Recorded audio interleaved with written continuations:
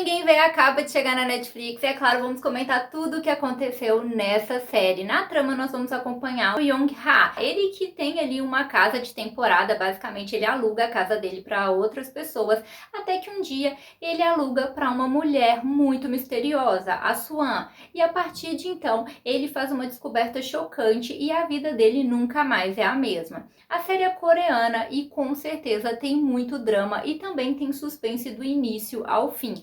Num primeiro momento, a série pode parecer um pouco confusa porque tem mais de uma história sendo contada. Então a gente demora um tempinho para poder entender essas histórias e onde elas se conectam. Mas se você continuar assistindo, pode ter certeza que chega um ponto em que essas histórias fazem sentido, elas têm uma conexão e acaba sendo importante para poder justificar os fatos. Além disso, a série realmente te prende do início ao fim porque a gente fica intrigado e quer descobrir o que acontece no final das contas com Young-ha. Se você se interessou por essa história, a série já está disponível na Netflix e a partir deste ponto, então, o vídeo tem spoiler. E, gente, dessa vez eu vou começar explicando a série, porque assim fica mais fácil da gente comentar. Basicamente, tem duas histórias acontecendo. A primeira aconteceu ali por volta de 2001, com o Sang-joon e a família dele. Eles eram donos de um motel, até que um dia um serial killer se hospeda lá e mata uma pessoa. Depois disso, eles basicamente vão à ruína. O local fica marcado como um local de assassinato, como o local onde o serial killer esteve, e a família dele vai completamente à ruína. Isso abala muito eles. A esposa dele não resiste e morre, e ele começa a ter problemas psicológicos e fica totalmente preso ao passado. E a partir de então, resta apenas o filho dele, o Gyo, que cresce com todo esse trauma por conta do que aconteceu com a família dele. Então, com o passar do tempo, na atualidade, quando ele percebe ali que aquele serial killer teria a história contada, ele se revolta muito e aí ele bola um plano e consegue se vingar e matar esse serial killer.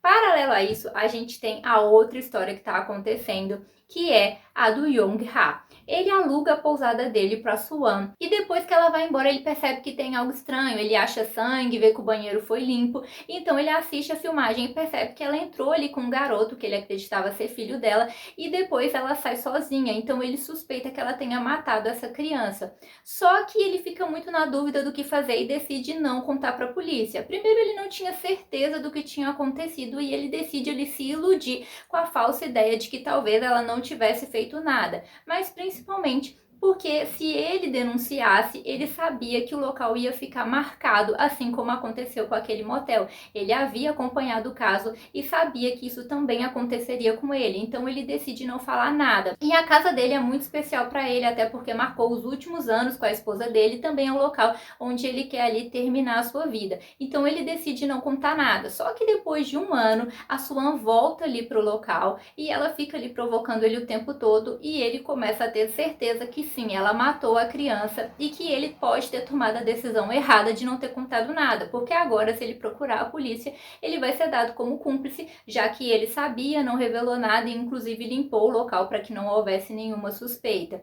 Então ele tem que continuar escondendo toda a história e ainda lidar com as provocações dela. Ela quer comprar a casa dele, ele não quer vender e os dois ficam disputando por muito tempo, até que ele decide procurar a família do Sang-joon para tomar uma decisão, ver como está a vida dele depois de tudo que aconteceu. E é então que o caminho dele se esbarra com o Gyo e ele percebe como a família dele foi destruída e que ele matou ali o serial killer que foi responsável por tudo e decide ali servir de álibi para ele, porque ele entende tudo que ele passou. Ele também percebe que na verdade a solução não seria contar ou esconder o que aconteceu e sim talvez matar a Swan. Enquanto isso, a Swan recebe a visita do Young-chae, ela quase mata ele e também recebe a visita da filha dele, também quase mata ela. Então ela faz uma ligação pro Young-ha e aí ele definitivamente percebe que precisa ir lá salvar a filha dele e dar um fim nela. Só que antes dele chegar, ele se encontra com a detetive Yoon, que percebeu já que tem alguma coisa estranha rolando e já percebeu que tem suspeitas aí com a Swan. E aí ele conta ali do sequestro da filha dele. Então eles bolam um plano juntos e com isso a polícia consegue achar a filha dele,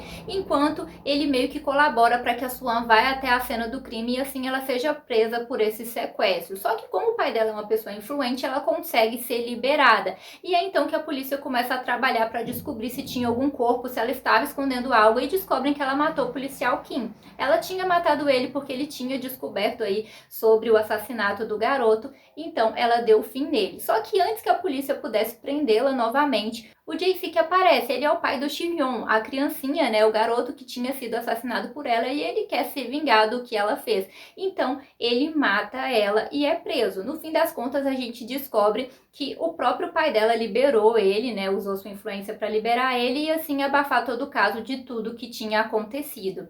Já o Yong-ha consegue recuperar sua filha e o seu amigo que ficam bem e assim, consequentemente, recuperar a vida dele também e também deixou uma brecha aí para uma aproximação dele com o Gyo. Então, basicamente, foi isso que aconteceu aqui nessa série. E, gente, assim, falando da Swan, eu acho que é impossível não ter um ranço dela. Acho que, de princípio, a gente fica tentando entender as motivações dela, mas fica cada vez mais claro que ela realmente é uma psicopata. Não só com a frieza com que ela mata o Ji-hyun e fala disso, ela fala que matou ele, a criança, simplesmente porque ela não gostava dele, né, com a maior frieza do mundo. Mas a frieza dela em diversos outros momentos, dela matando o policial, ela tenta matar outras pessoas, inclusive, só não conseguiu ali dar fim, mas ela tenta fazer isso e ela era muito inconsequente. Parte disso talvez seja por conta dessa psicopatia, mas parte também é porque o pai dela é influente, então ela meio que não tinha medo ali das consequências, do que poderia acontecer com ela, porque ela sabia que ele poderia livrar ela. E o ranço vai sendo instalado por ela a todo momento. É revoltante as coisas que ela faz, como ela não tá nem aí. E ao mesmo tempo, a gente vê ali toda a incapacidade do Yong-ha, porque ele não podia procurar a polícia por conta do que ele fez. E eu confesso que eu fui criando uma empatia muito grande por ele. Sim, eu sei que ele cometeu um crime, né? Um erro muito grave em não ter contado o que ele viu, o que aconteceu. Mas eu acho que a série trabalhou isso muito bem, de uma forma muito inteligente, justamente colocando esse outro caso que aconteceu lá no motel, pra gente ver as consequências, tudo que aconteceu com aquela família que não tinha culpa de nada, simplesmente porque um assassino escolheu ali o imóvel deles para cometer um crime. Então eles trabalham isso muito bem para que a gente consiga entender também o lado do Yong-ha, apesar dele ter errado.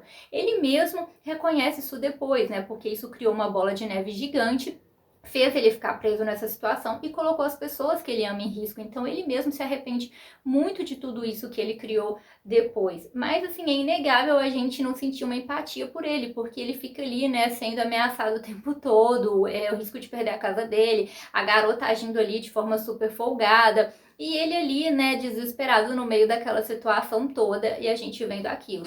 E eu não fiquei apenas com pena dele, né? Quando o Young Chie chega ali, por exemplo, e ela quase mata ele, eu fiquei meio desesperada, com o coração apertado, com medo dele morrer. Inclusive, num momento, eu achei que ela tinha chegado a matar ele e me deu um alívio quando eu vi que ele aparece novamente e que ele não estava morto. Realmente fiquei torcendo para ele sobreviver e fiquei feliz que no final ele conseguiu sobreviver, ficou bem e que a amizade deles também, né, a relação deles ali continua firme. E também a filha dele, quando a filha dele chega ali, gente, eu também fiquei apreensiva, mas eu achei assim maravilhoso, porque ela deu uma surra na Swan e olha que a Swan ali jogou baixo, né, tenta dopar ela e tudo mais, mas ainda assim ela dá uma surra na Swan. Foi maravilhoso de assistir, porque ela realmente estava precisando aí levar essa surra.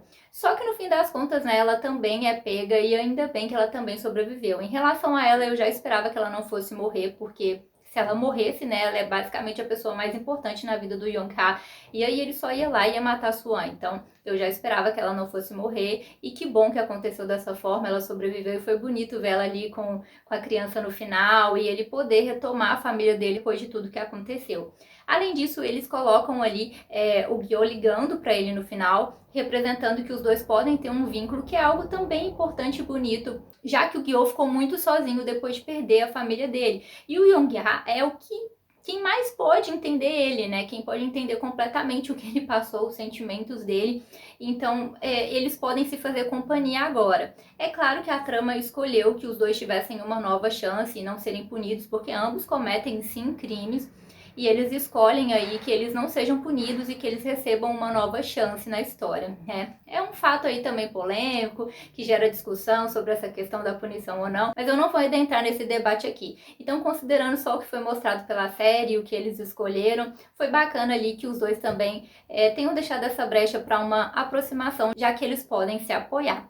E também, gente, tem uma teoria aí rolando, né? Pessoas que acreditam que pode não ter acontecido nada, na verdade ter sido tudo fruto da cabeça do Young-ha. E tem alguns indiciozinhos aí que a série teria dado disso, mas eu não vou adentrar nisso aqui também nesse vídeo, porque o vídeo já tá muito longo e também particularmente porque eu prefiro que tudo tenha acontecido sim. Porque senão parece que você assistiu algo em vão, que nada aconteceu. Então assim, eu prefiro que tudo tenha acontecido, então não vou adentrar nisso aqui. Se vocês quiserem eu até faço um vídeo sobre essa teoria, mas eu prefiro acreditar e pra mim faz mais sentido que tudo tenha acontecido exatamente como foi mostrado. Deixem pra mim nos comentários se vocês gostaram ou não gostaram. Eu achei a série um pouquinho longa em alguns momentos, ali principalmente quando ele fica disputando e brigando o tempo todo com a Swan, tem um certo momentozinho que eu acho que poderia ter sido ali cortado, né? Acho que não precisava ter se estendido tanto, mas de uma maneira geral eu achei sim a série muito interessante. No começo é um pouquinho confuso até a gente entender as histórias de onde elas se encaixam, mas depois tudo se conecta, faz sentido e acaba sendo relevante sim pra gente entender as motivações do personagem e as consequências, né, de ambas as decisões, se ele tomasse uma ou outra. E eu acho que eles conseguiram muito bem manter o suspense até o final e fazem com que a gente crie realmente uma empatia pelos personagens, mesmo eles cometendo atitudes que não são em si corretas, mas a gente consegue entender o lado deles, então a série conseguiu dar a profundidade devida para esses personagens e ela me surpreendeu de uma maneira geral. Então é isso, galera, tchauzinho!